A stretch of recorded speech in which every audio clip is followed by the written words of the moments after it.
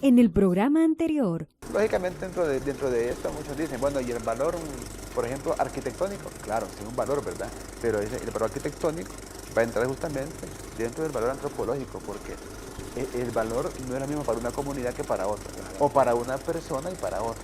Por ejemplo, el caso del Huancasco, que vemos aquí en la imagen. Por ejemplo, digamos, en el caso del Huancasco, hoy que trajimos una imagen justamente, podemos ver que este tiene un valor muy particular, en este caso para los lencas, ¿verdad? No quiere decir que no sea importante o que no tenga un valor para nuestro país, claro que sí, ¿verdad? Digamos, nosotros como cientistas sociales lo valoramos.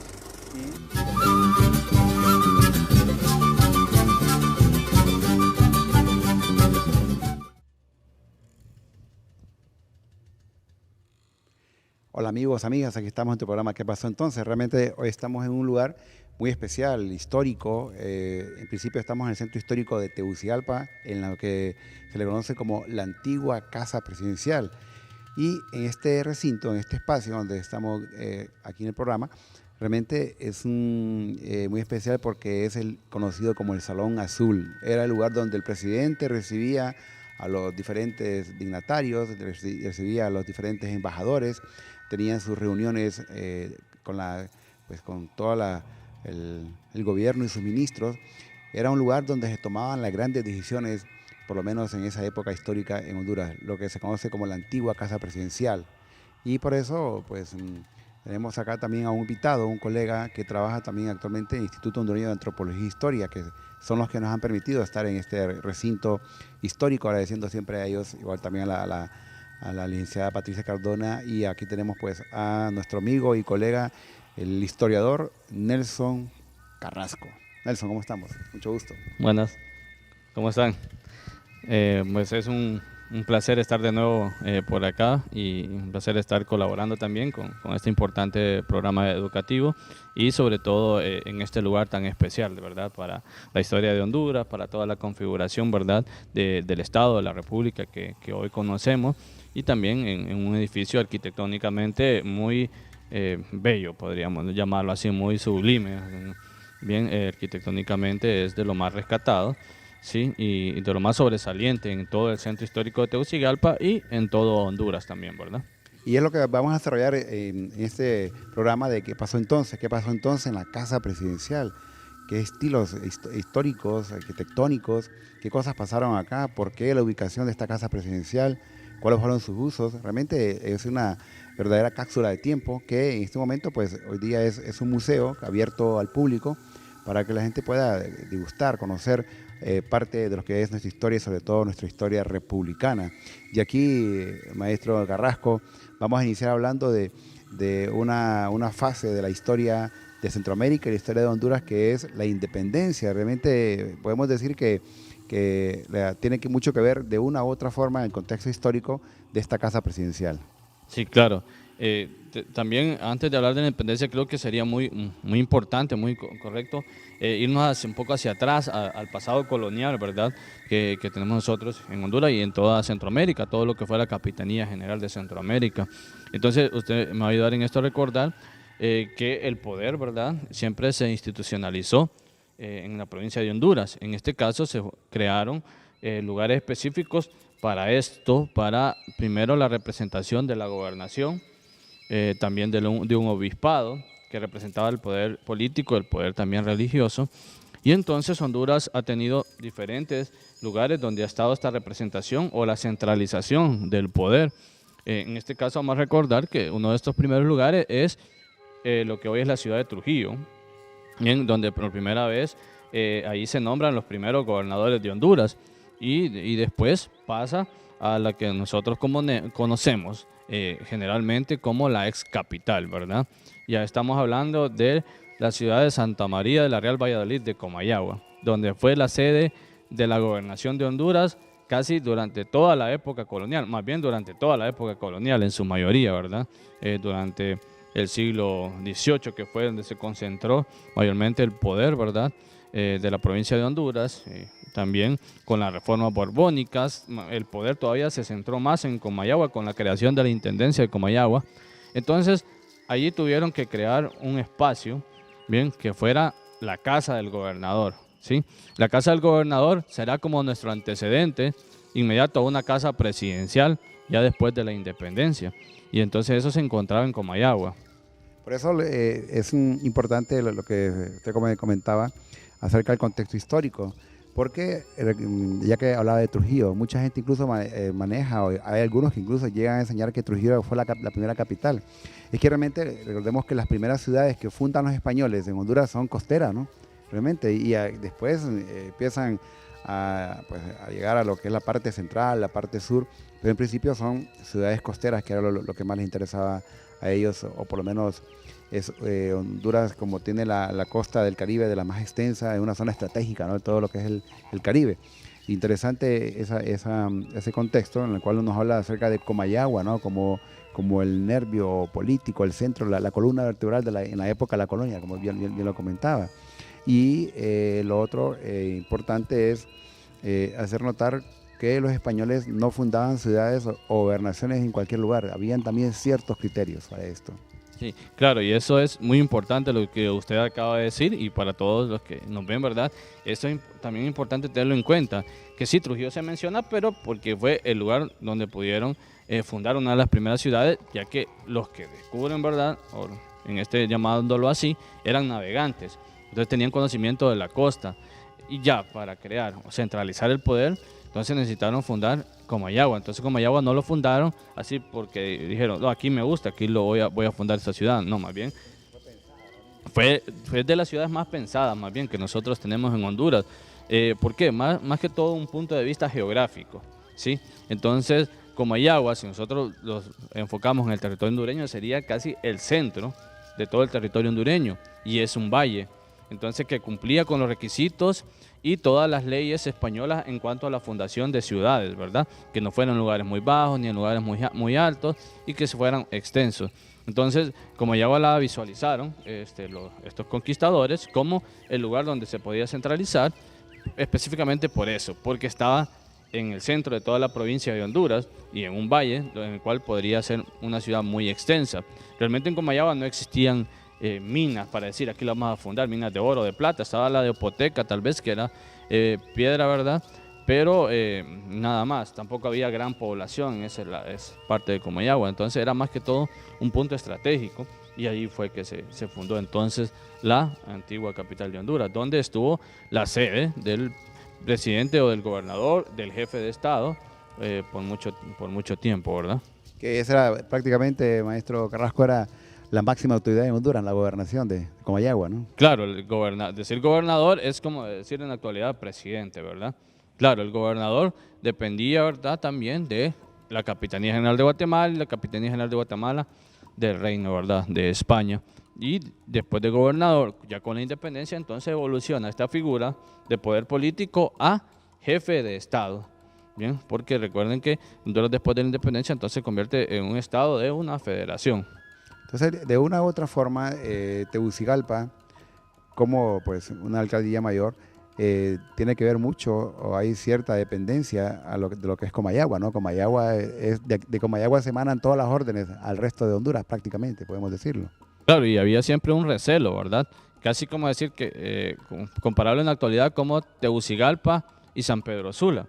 En aquel entonces Comayagua era el centro político, pero quien producía económicamente era Tegucigalpa, ¿verdad?, con la minería, y otras regiones de Honduras con la ganadería. Entonces había ese recelo de que Comayagua solo era el centro político, el centro religioso, pero que quienes sostenían económicamente la provincia era Tegucigalpa y la alcaldía mayor con todas sus regiones de minería y de ganadería. Entonces, eso era la parte industrial, podríamos decirlo en realidad, de la provincia de Honduras. Siempre estuvo ese problema, ese recelo, ¿verdad?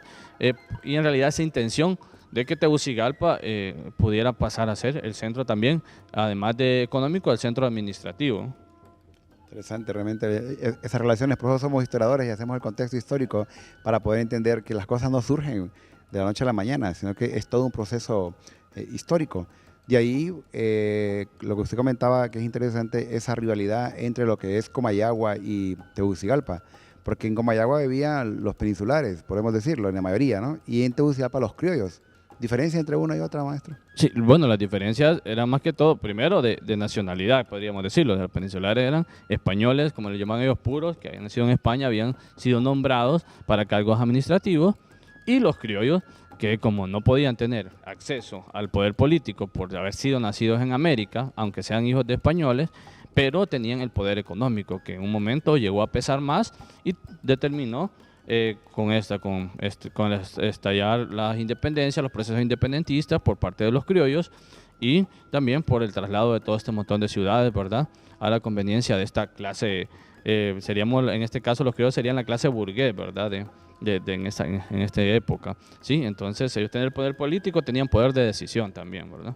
Interesante, realmente. Bueno, vamos, ya que usted tocó el tema del traslado, en nuestro siguiente bloque vamos a hablar acerca de ese traslado de Comayagua a Tegucigalpa, las razones verdaderas de ese traslado, y para que luego después entrarnos a lo que es Tegucigalpa y la antigua casa presidencial. Bueno, y ustedes no nos cambien, estamos pues aquí, el programa se está transmitiendo desde la antigua casa presidencial en el corazón del centro histórico de Tegucigalpa. No olviden escribirnos a nuestro correo ¿qué pasó entonces? _stve@telebasica.com, y también pues búscanos en Facebook como Suyapa TV Educativa. No nos cambien, ya regresamos.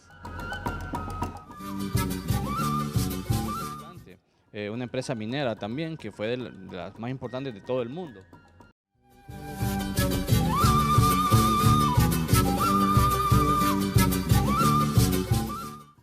Gracias por seguir con nosotros en tu programa ¿Qué pasó entonces? Estamos hablando del tema, la historia de la casa presidencial, y estamos nada menos y nada más que en la antigua casa presidencial, en el lugar de los hechos históricos. Esto es parte de nuestra filosofía como programa ¿Qué pasó entonces? Estando en lugar de los hechos históricos, maestro Carrasco. Y esto bueno, dice mucho.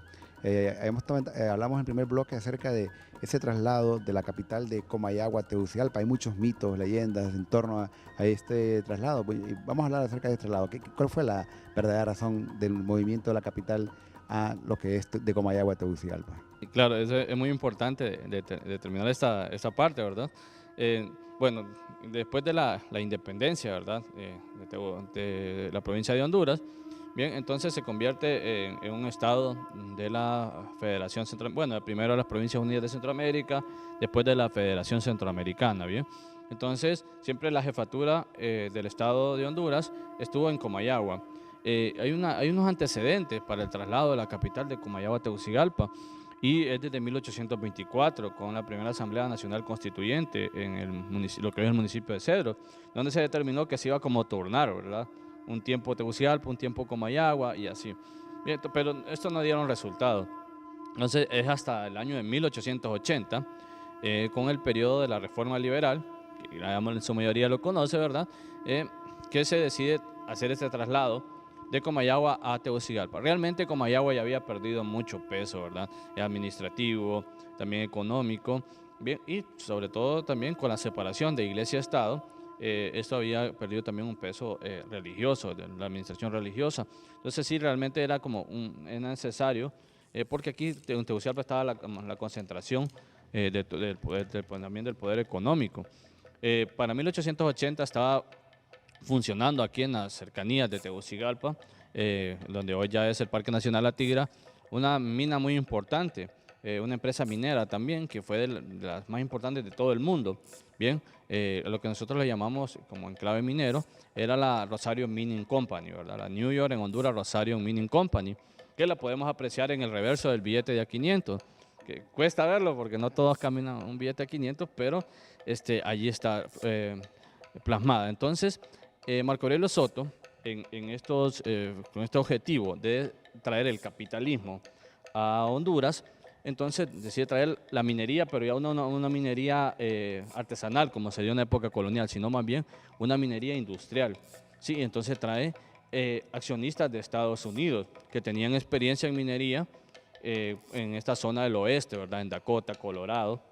Bien, entonces Marco Aurelio Soto compró esta zona. Marco Aurelio Soto era el presidente en ese entonces, ¿verdad?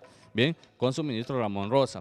¿Sí? Entonces, como él era el accionista principal de esta mina del Rosario, entonces, para los asuntos administrativos, a él se le hacía muy complicado estar en Comayagua y estar pendiente de las acciones o de su empresa, que era la Rosario Mining Company. Y entonces, estos impuestos también que daba la Rosario Mining Company se iban a Comayagua, pero él los quería tener en Tegucigalpa, donde tenía establecidos sus negocios, también donde tenía una casa en Valle de Ángeles. Y entonces decide trasladar en 1880 la capital, y que en realidad fue por pura conveniencia personal y puros asuntos económicos, no en realidad, como lo mencionan muchos, que era porque a la esposa no se le aceptaban en los círculos sociales de Comayagua. Esa es mentira, ¿verdad? Fueron puros asuntos más bien económicos. Así, entonces, en principio fueron razones de tipo económico y realmente son razones de peso, ¿eh? Porque Tegucigalpa, por lo menos en esa época, no reunía las condiciones para ser una capital. Recordemos que esto se funda como una planta minera, ¿no? Un pueblo minero, calles angostas, solo se movían carretas cargadas de lingotes de plata o de oro. Realmente no había esa necesidad. Pero también igual, caso como Cusco, también en Perú, se concibió como un pueblo minero y muchos de esto, ¿no? Entonces, importante que son por razones económicas. Igual también a Soto se le considera uno de los presidentes más jóvenes que ha tenido Honduras en su historia, ¿no? Entonces, algo importante que hablaba el maestro Carrasco y que ustedes no tienen que olvidarlo, el traslado fue en 1880. O sea que Tegucigalpa es la capital de Honduras a partir de 1880, como capitales recién, para otras capitales, ¿no? que tenemos alrededor del mundo. Bueno, ya cuando Soto llega acá y la pregunta es, ¿y de dónde iba a ser la casa presidencial? Es la pregunta que uno se hace, porque aquí no habían edificios administrativos, civiles. Aquí lo que habían eran iglesias, pocas casas de los criollos, pero la pregunta es, ¿dónde iba a ser la casa presidencial? ¿Dónde iban a ser los ministerios? ¿Dónde iba a ser toda la estructura política del gobierno? Claro, entonces sí, así como el programa, entonces, ¿qué pasó en ese entonces, verdad? ¿A dónde trajo la casa presidencial Marco Aurelio Soto, verdad? Y eso es importante determinarlo, porque Tegucigalpa no estaba preparada, como usted lo mencionó, no estaba preparada para recibir una presidencia, ¿verdad? O recibir todas estas oficinas. Entonces, Marco Aurelio Soto fue trasladando la casa presidencial por un montón de casas, ¿verdad? Primeramente hicieron un edificio de madera que estaba donde hoy es el actual Congreso Nacional. En esa parte, en esa ubicación, estaba este edificio de madera, lo cual ahí fungió un buen tiempo la casa presidencial, la mandaron a hacer para eso.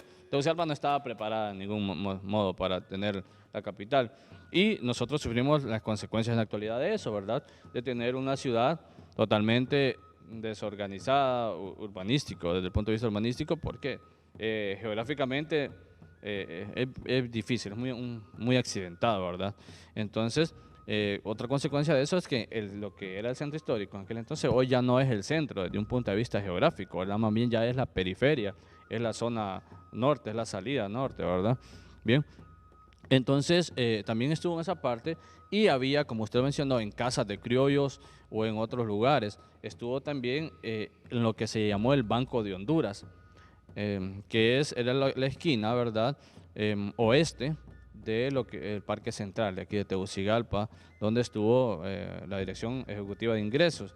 Exactamente en esa parte estaba el Banco de Honduras, un edificio grande, y también se trasladó en un tiempo a ese espacio, pero no tuvo la presidencia no tuvo una sede específica hecha solo para la casa presidencial, hasta el año de 1916, que deciden en realidad crear un edificio para eso, para la sede del gobierno, para la sede del poder político. Claro, y aquí hay como una especie de contradicción.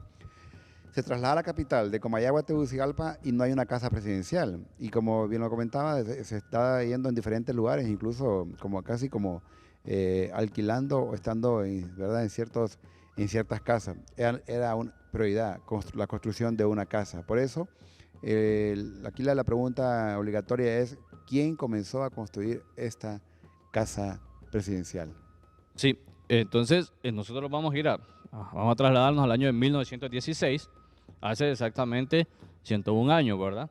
Entonces, casi como los dálmatas. Entonces, vamos a trasladar a ese tiempo, y se decide entonces tener una estructura fuerte, una estructura también, además de fuerte, imponente, ¿verdad? Para hacerlo de la casa presidencial en el gobierno de Francisco Bertrán, de 1916, ¿sí? Entonces, en ese año, el presupuesto para hacer una casa de esta en realidad era muy alto. El Estado de Honduras no concebía este presupuesto que fuera tan alto para hacer una casa como la que hoy conocemos.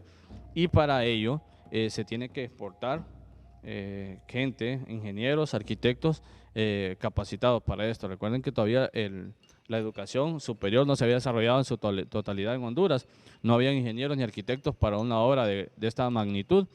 Y se traen a un arquitecto italiano llamado Augusto Bressani, que es el que diseña toda esta casa. Entonces, cuando nosotros entramos a la casa y empezamos a visualizar y empezamos a observar toda la estructura, el estilo, entonces lo vamos a trasladar como que estemos en un palacio europeo de la Edad Media, del Renacimiento, porque se concebió con eso. Estos europeos quisieron traer todos esos estilos artísticos que se desarrollaron en Europa y los plasmaron en un solo edificio, acá en la antigua casa presidencial. La estructura y la construcción de esto tardó mucho tiempo, ¿verdad? Estamos hablando que solo la construcción estuvo casi 10 años, ¿sí? Pero se terminó hasta el gobierno de Carías y aún sigue siempre en continua restauración, porque es una casa muy característica y es un conjunto con muchas edificaciones del centro histórico que tienen el mismo estilo y la misma forma de construcción y los mismos materiales, ¿no? Interesante, realmente. Ese inicio, me imagino que en esta época, pues la gente de Tegucigalpa sentía orgullosa, por lo menos llamaba mucho la atención estas construcciones, como usted le dice, y la influencia de estos primeros arquitectos que vienen a Tegucigalpa. Aquí los diseñadores son arquitectos italianos, franceses, hay de todo un poco, y eso es lo que hace diferente a esta gran ciudad conocida como Tegucigalpa. Bueno, el tema está interesante, usted no nos cambie, vamos a seguir hablando acerca de la historia de la antigua casa presidencial. Ya regresamos.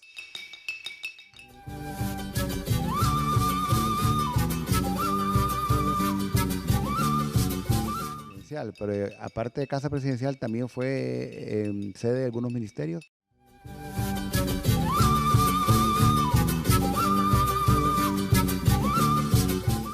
Gracias por seguir con nosotros aquí en este programa. ¿Qué pasó entonces? Estamos aquí con el historiador Nelson Carrasco hablando acerca de la historia de la casa presidencial.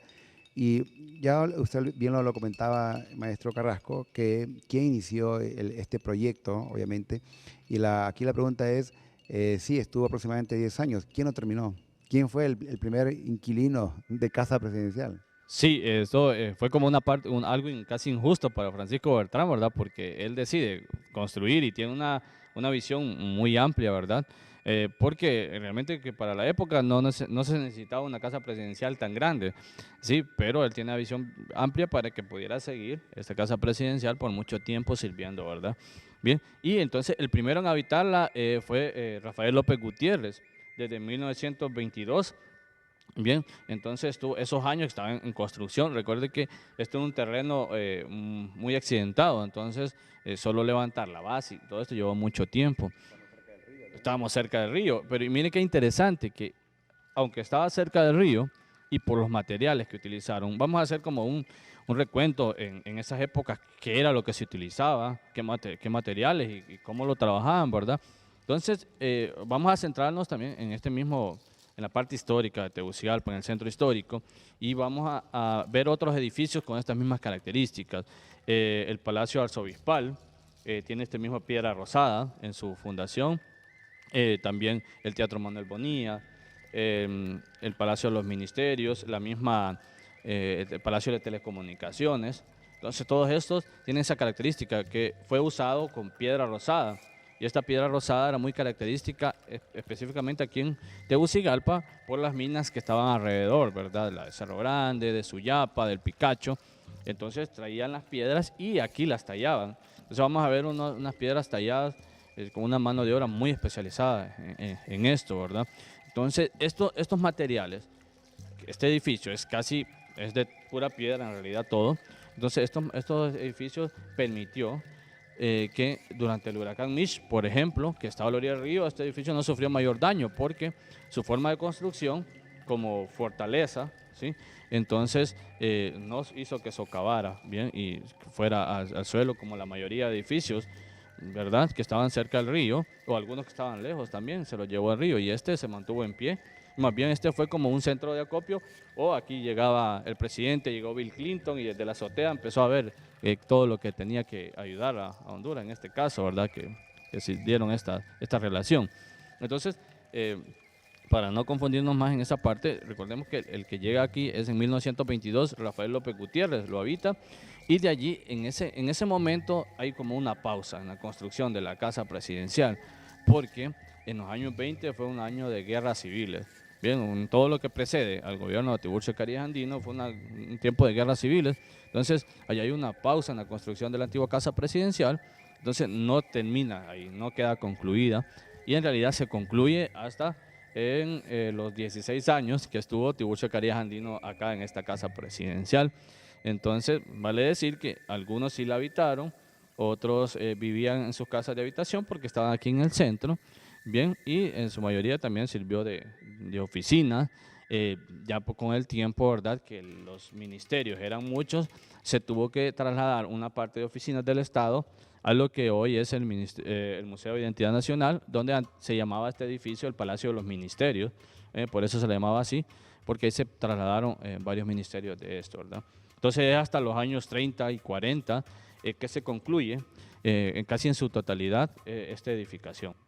Claro, y esta es una costumbre en todos los países de Centroamérica tener una casa presidencial y usarla como realmente lo que es, una casa. Y aquí como la casa es de 2 pisos, ¿verdad? Ya hemos hablado un poco de la parte arquitectónica, solo un pequeño adelanto en la distribución del espacio.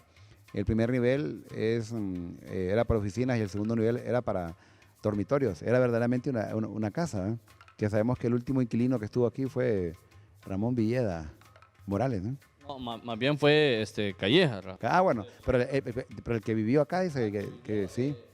Sí, Villa Morales fue uno de los que tenía las habitaciones allá, ¿verdad? En la parte, en la segunda planta, es quien tenía las habitaciones y ahí estaba también la comedor, cocina. En realidad, como usted lo menciona, fue una casa presidencial, ¿no? Allí estaba distribuida como una casa, bien, donde era toda la sede para todos, eventos y también para descanso.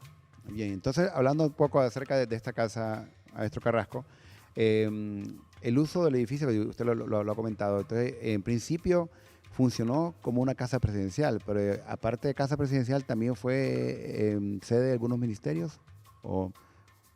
Sí, de los más cercanos, ¿verdad? Del Ministerio de Gobernación, entonces que eran los más cercanos. Por ejemplo, en el gobierno de Juan Manuel Gálvez, que Julio Lozano Díaz era su ministro, entonces ellos permanecían acá. Y después Julio Lozano Díaz también permaneció en esta parte, ¿verdad? Sí, esta casa tiene mucha importancia en esta configuración. Desde los años 40, por ejemplo, hasta los años 60, la casa se terminó y fue la sede principal, ¿verdad? Fue la sede principal de poder. Recordemos que en ese entonces también Tegucigalpa no tenía tanto crecimiento demográfico y urbano, entonces podía todavía establecerse desde este punto de vista, ¿verdad? Así es. Y hablando así como si le pidiéramos a usted que nos haga una descripción de la casa, ¿cómo sería esa descripción? ¿Qué oficina, qué espacios tiene, etcétera? Fíjese que la casa es tan interesante porque estaba también planeada para que pudiera sobrevivir en el tiempo, ¿verdad? Entonces, aquí donde estamos. Eso es importante, ubicar primero dónde estamos. Ajá. Esto se le llama el Salón Azul.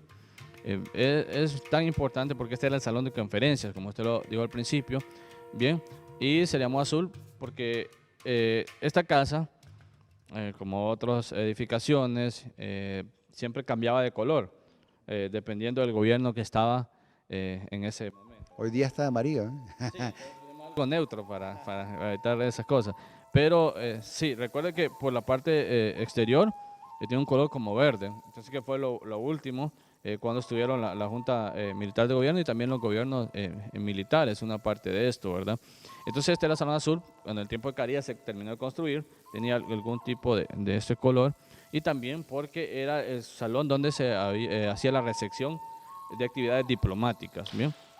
Entonces esto era importante, este era el salón principal.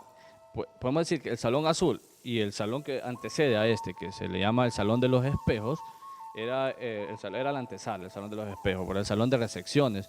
Era en realidad de la casa presidencial, además de las habitaciones, estos eran espacios privados, porque estos espacios solo podía, ¿verdad?, entrar gente diplomática, personas que venían a algún evento específico. Entonces aquí llegó el rey de España, aquí llegaron todos los que venían a asuntos diplomáticos, cartas credenciales de embajadores, aquí era donde se recibían.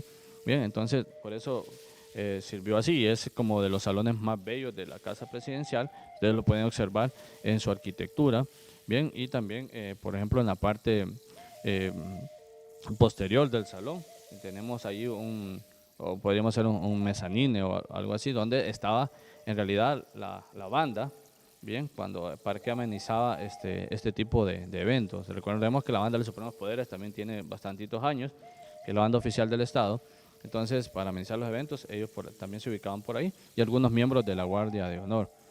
También la casa está distribuida, por ejemplo, el centro de la casa es una rotonda, que sirvió muchas veces como la oficina presidencial, también una serie de patios, un patio central, para no olvidar ese pasado colonial y situarla como una casa también andaluza, y un patio trasero.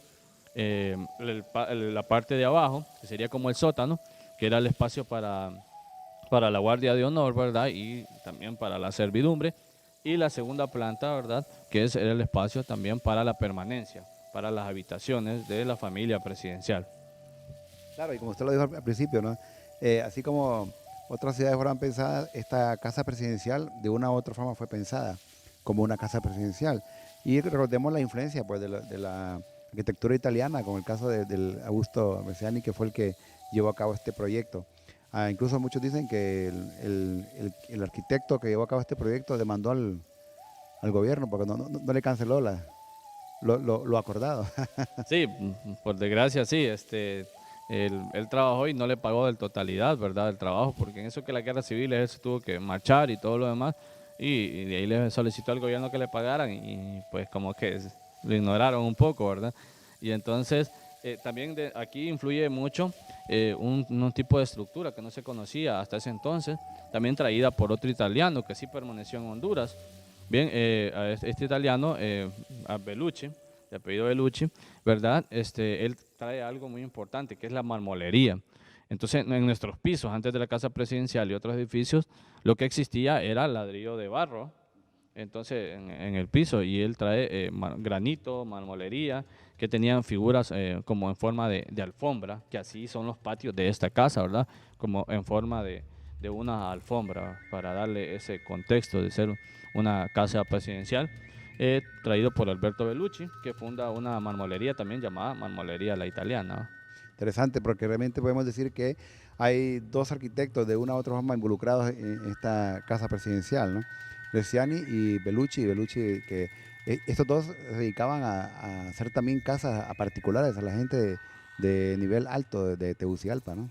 Claro, ellos eran contratados por la clase alta, ¿verdad? El Palacio Villarroy tiene un poco de influencia de los trabajos de Bellucci, ¿verdad? Diseños, y también el Palacio del Distrito Central tiene bastante influencia también de esa persona, ¿sí? Bueno, realmente nuestra capital no deja de sorprendernos con tanta actividad que hubo para esta época. Usted no nos cambien, vamos a seguir hablando del tema de la antigua casa presidencial. Ya regresamos.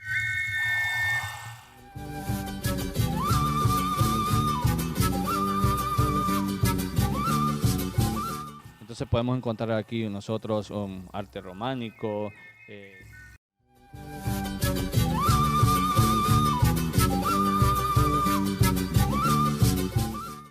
Gracias por seguir con nosotros en tu programa ¿Qué pasó entonces? Estamos hablando acerca de la historia de la casa presidencial con el historiador Nelson Carrasco. Realmente Nelson es una persona que es un docente también universitario de la Facultad de Ciencias Sociales de la Escuela de Historia y también trabaja en lo que es en departamento sería Nelson, De historia. de Historia, ¿no? Del Instituto Hondureño de Antropología e Historia, que el hombre está involucrado la ciencia histórica. Nelson, hablando un poco, hemos hablado acerca del contexto histórico de esta casa presidencial, cómo se inició la construcción, quién la hizo, materiales. Algo importante que creo que muchos también estarán interesados, el tema de una descripción arquitectónica, qué tipo de arquitectura está aquí pues implementado y pues qué elementos o qué diseños la caracterizan. Claro, este edificio realmente que es singular en este caso, ¿verdad? Porque como la influencia ha sido europea, entonces estos arquitectos tratan de reflejar su pasado europeo también en este edificio. Sí, entonces a la mayoría de esta arquitectura es llamado como ecléctica. ¿Por qué? Porque incluye una gran cantidad, varios de estilos artísticos. También muchos europeos que han venido le han llamado como una arquitectura manuelina. Que fue un estilo artístico también que incluía varios estilos y que fue usado en su mayoría en Portugal. O sea, o algunas investigaciones de otros compañeros historiadores han dado a conocer que, por ejemplo, este edificio está inspirado en otros palacios europeos, ¿verdad? Que ya estaban edificados. Entonces podemos encontrar aquí nosotros arte románico, gótico, también renacentista, clasicista en este caso, y lo podemos ver, por ejemplo, renacentista también en las esculturas, ¿verdad? Que tenemos alrededor del Salón Azul, en los corredores, donde se pueden expresar una arquitectura, también una escultura de muy buen gusto, muy buen valor, como los atlantes, en este caso son figuras masculinas como que sostienen el edificio, y también las cariátides, ¿verdad? Que son como las figuras femeninas, más el trabajo también detallado en madera, como podemos apreciarlo. Por ejemplo, el escudo que está a la parte posterior de nosotros es un tallado de gran calidad en madera, y también se ve que esta parte del mezanino podemos observar como flamantes, como una especie de telón que está flamante en la parte y que se talla en madera, ¿verdad? Y este escudo particularmente que tenemos también está representado en la parte frontal en piedra, tallado totalmente en piedra, ¿sí? Y protegido por 5 leones que sostienen una cadena que daba como un discurso, ¿verdad? De que la nación centroamericana también protegía el símbolo nacional de Honduras, como era el escudo. Tenemos este escudo que es el último antes de la modificación desde 1935. Este tiene algunos elementos que no lo conocemos en la actualidad, como una palmera, una casita, bien, entonces que ha evolucionado. También en los patios, como ya les había mencionado, tiene este mosaico y este mármol que hace sentir como alfombras, un trabajo de yesería también en la parte de los techos. Pues aquí donde estamos, exactamente arriba de nosotros, que sí, ojalá que no se caiga, ¿verdad? Está una lámpara, ¿verdad? Una araña de Murano también que estaba allá por el Teatro Manuel Bonilla y se trasladó a este espacio.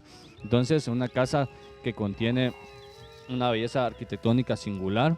En el interior, en el patio central, también podemos apreciar gárgolas que sirven como desagües, ¿sí? En los arcos, también el arte gótico mencionado, y también en lo mismo en los torreones, que se ve como una estructura también militar, ¿verdad? También haciendo énfasis a ese pasado románico. Entonces eso es muy importante, y en el recorrido por la casa, ¿verdad? Que es visitada y que está abierta al público de 8 a 4, de lunes a viernes, como un museo también del Instituto de Antropología e Historia, se puede apreciar esto, y los guías igual les van a dar un recorrido. También hay un patio trasero, que era un patio también de descanso, y mucho más, ¿verdad?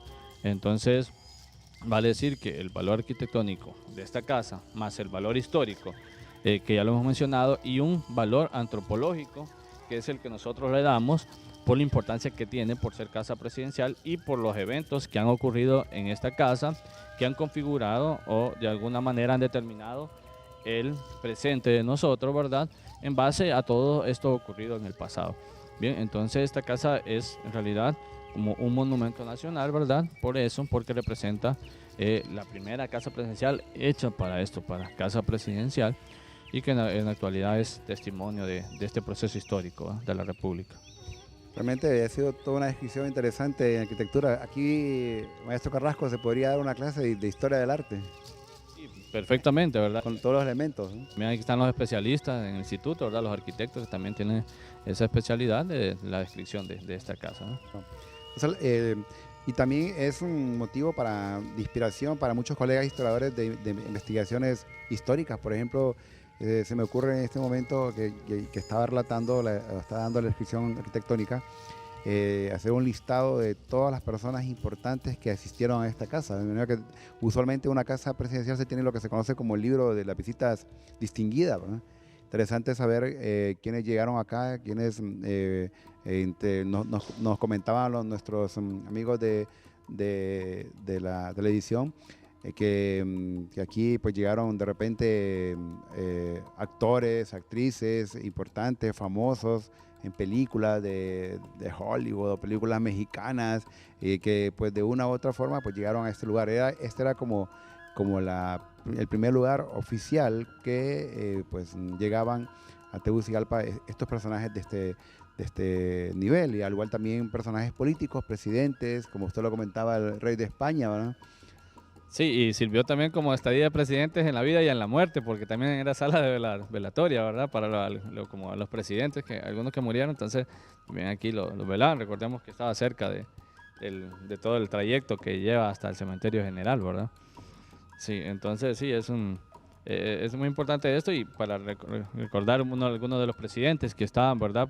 Entonces, López Gutiérrez, Carías, Juan Manuel Gálvez, Vicente Tosta, Julio Lozano Díaz, la Junta Militar de Gobierno, ¿verdad? Los gobiernos militares, López Arellano, y hasta 1992, que el último presidente en habitarla fue Rafael Leonardo Callejas, que decide trasladarla, ¿verdad? Porque ya era como muy pequeña para todas las oficinas del gobierno, estaba en una zona que realmente ya se estaba convirtiendo un poco difícil para el acceso, y también por los nuevos proyectos, ¿verdad?, que tenían en este caso con el neoliberalismo. Entonces, hasta ese año, vamos a hablar de 1922, que la habitó por primera vez López Gutiérrez, hasta 1992, que se retira de acá Rafael Leonardo Callejos. Y eso fue testigo de tantas cosas, ¿verdad?, en ese tiempo. Prácticamente el presidente que más disfrutó de esta casa presidencial fue Carías, ¿no? Claro, sí. 16 años tuvo Carías, que la habitó también y tenía su casa aquí cercana también. Y bueno, y alrededor de esta casa, ¿qué más le puedo decir? En la actualidad forma parte de los monumentos nacionales, fue declarada en el año de 1989 como bien cultural por Ascona, el presidente Ascona, ¿verdad? Recordemos que él también habitó aquí. También Ramón Villeda Morales, que lo recuerda a la gente es que salía en el balcón principal a recibir a las personas y cualquier otro, ¿verdad? Entonces, que era muy importante. En este mismo espacio nació lo que son los proyectos sociales que hoy tienen los despachos de las primeras damas, como la Cruz de Lorena en este caso, y la Junta de Bienestar Social, que estuvo en un espacio anexo acá, ¿verdad? Entonces, realmente que es muy importante. En la actualidad funciona como museo del Instituto Hondureño de Antropología e Historia. Los esperamos a todas las personas, ¿verdad?, que nos están viendo, que nos visiten. Aquí los vamos a recibir y le vamos a dar un recorrido que sea una experiencia muy importante, muy enriquecedora desde el punto de vista histórico y también educativo, ¿verdad? También aquí llegan muchos colegios, escuelas, porque es importante que los niños sepan de esto, ¿verdad? Que se les haga saber de la importancia, ¿verdad?, que ha tenido el lugar donde viven, ¿bien? Y lo que hay que cuidarlo para que también nuestras futuras generaciones puedan conocer, ¿verdad?, nuestro pasado, de dónde venimos, y tal vez saber de dónde vamos, ¿verdad? Además también de todas las leyendas, ¿verdad?, de una mujer de blanco y todo lo demás que sale acá, que es también muy interesante, que están como en los cuentos y leyendas, en los diarios, de que aquí el que viene ya de noche, pues le pegan su buena asustada, ¿eh? Sí, es interesante porque en otros países se practica lo que se conoce el turismo alternativo, en París, en Londres, en Madrid, donde visitan estos lugares pues tan emblemáticos como lo que son estos palacios. Este es un palacio realmente, ¿no? Así que agradecemos a nuestro colega, a Nelson Carrasco, que es un historiador con mucha experiencia, igual pues también agradecemos a las autoridades de Antropología e Historia, a la licenciada Patricia Cardona, que nos ha permitido estar en este recinto histórico. Así que esperamos que lo visiten, que le den ese valor, porque pues hay que conocer la historia. Mensaje final, maestro Carrasco. No, claro, que visiten, ¿verdad? Que visiten para que así conozcan la historia y podamos, al conocerla, podamos amar lo que tenemos, ¿verdad? Y que protejamos el patrimonio cultural, que es de todos, ¿bien? Y es lo único que tenemos de testimonio de nuestro pasado, ¿verdad? Nosotros como programa, ¿qué pasó entonces? Hacemos nuestra parte dando a conocer estos lugares tan importantes. Y a ustedes, gracias por acompañarnos y nos vemos en la próxima. Hasta pronto.